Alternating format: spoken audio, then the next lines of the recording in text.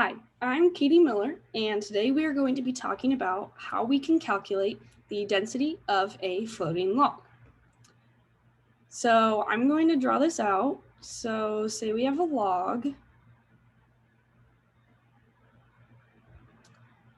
with a length L and a radius of little r. And we are going to assume that this log has a perfect cylindrical shape. So this will just make our math a lot easier than trying to find the area of a really ragged log. And we are also going to assume that the velocity is 0. So the log is not moving, and this means that the acceleration is 0. And so according to F equals ma, the net force of the log has to be equal to 0 if A is 0. So that means all of the forces combined need to equal 0. So what kind of forces are we talking about? We are talking about the buoyant force, which I'm going to call F little b, and we are talking about the gravitational force, so the weight of the log due to gravity. And we are going to, actually, let me move this up. We are going to be setting these equal because the force of the buoyancy is going up and the force of gravity is going down. And so if 0 is equal to FB minus FG, then that means that FB is equal to FG. So if we know that the buoyant force is equal to the gravitational force, we can write this out. And so the buoyant force is actually going to be the weight of the fluid that is displaced. So we can say that that is going to be the mass of the water times gravity, because that's the weight of the water. And this is going to be equal to the force of gravity on the log. So that is going to be the mass of the log times gravity. And if you notice, there's gravity on each side, so we can just cancel that out, because if you divide by g on both sides, it's going to cancel out. And now we have the mass of the water is equal to the mass of the log.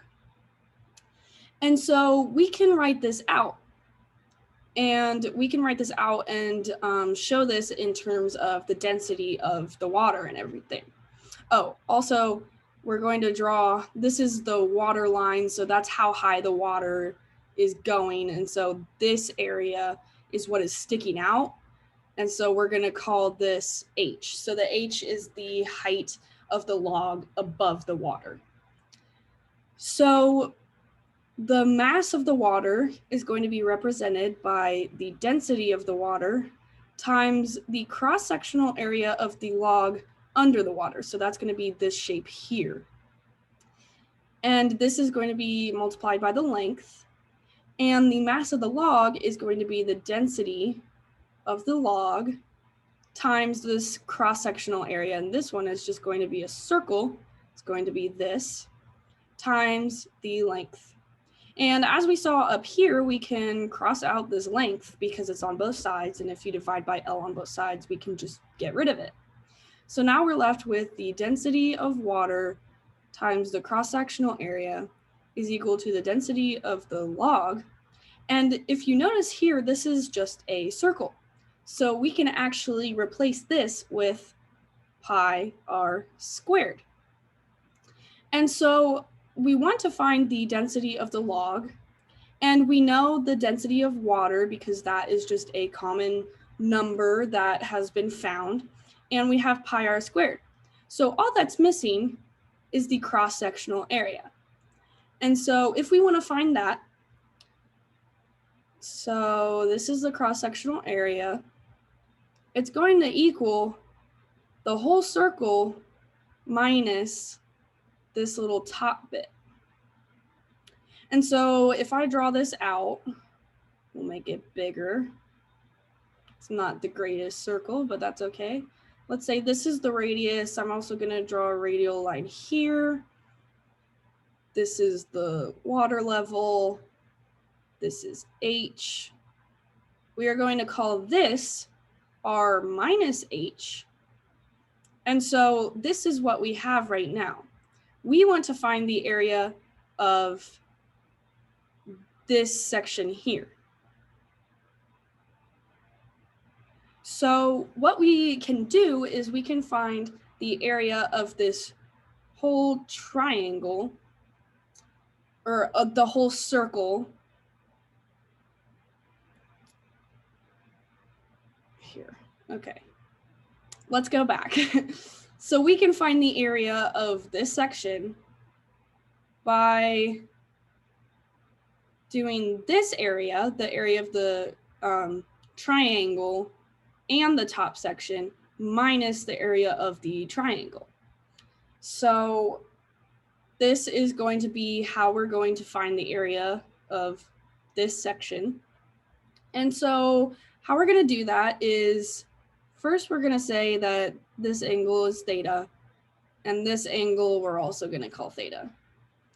So we can represent this as a fraction of the whole circle.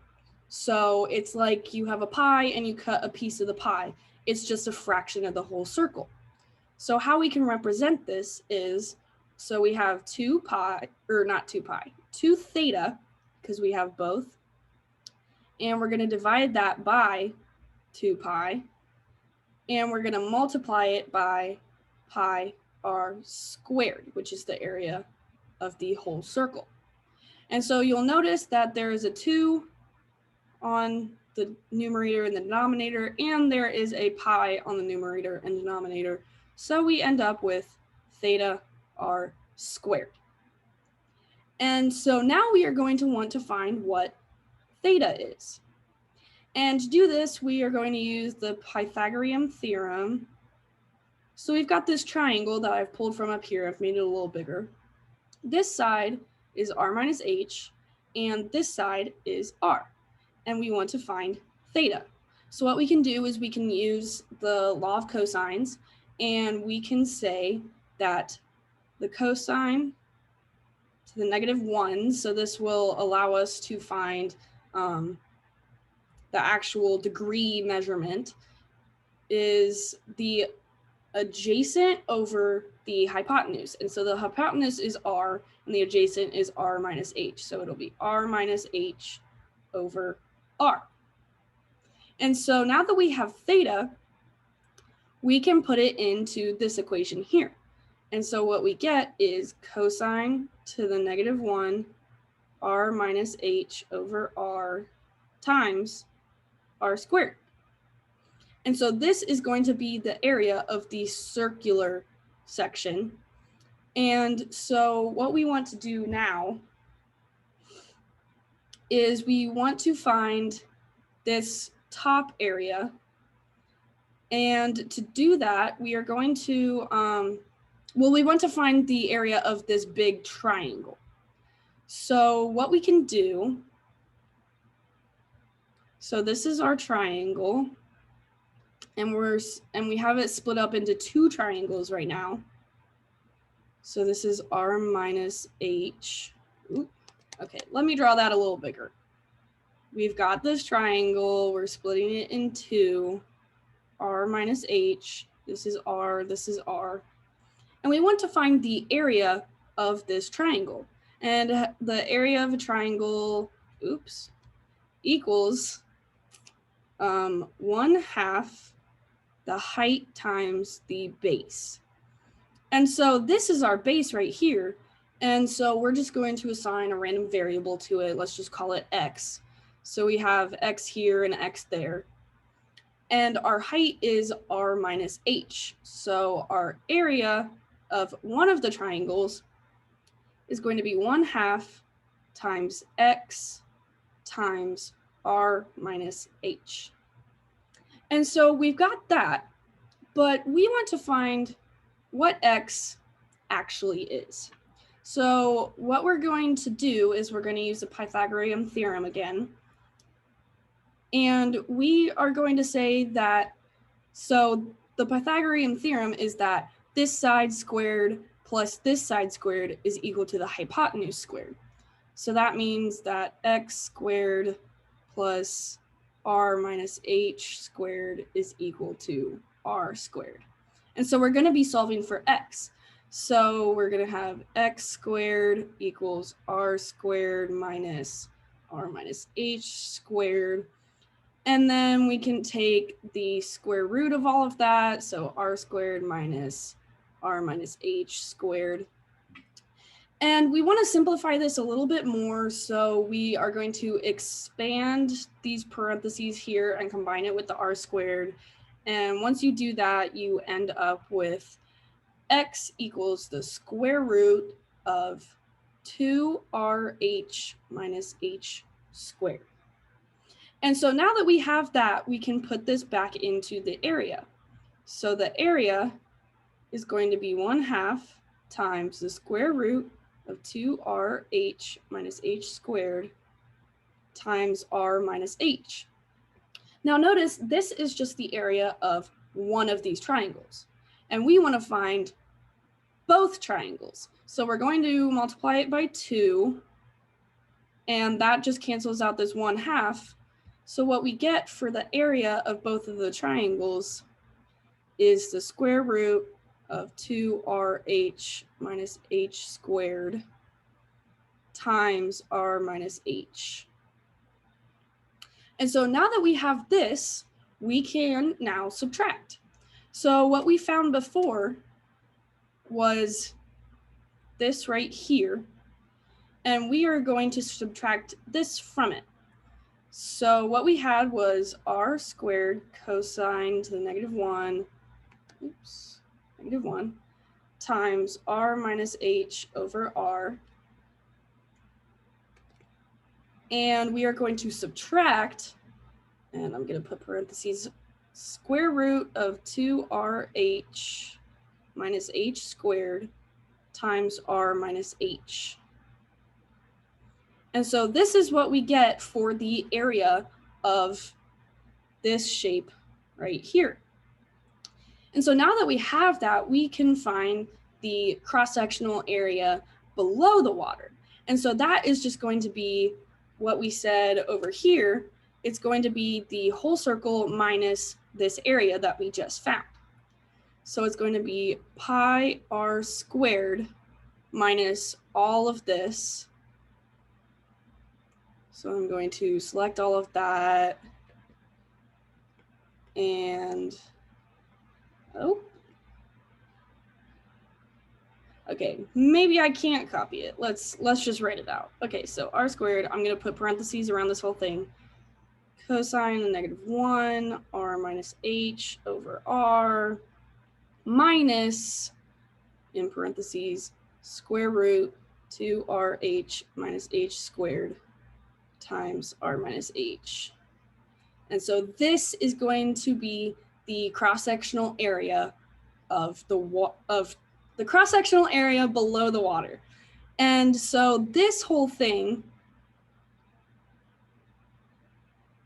represents this shape in the equation that we found before. And so the density of water is 1,000 kilograms per meters cubed. So that means in a cubic meter, there is 1,000 kilograms of water. And so we are just going to multiply that by this value, I guess. So we're going to multiply it by pi r squared minus r squared cosine -1 r minus h over r, all of that minus the square root of 2rh minus h squared times r minus h. So we've got all that multiplied by 1,000, and this is equal to the density of the log times pi r squared.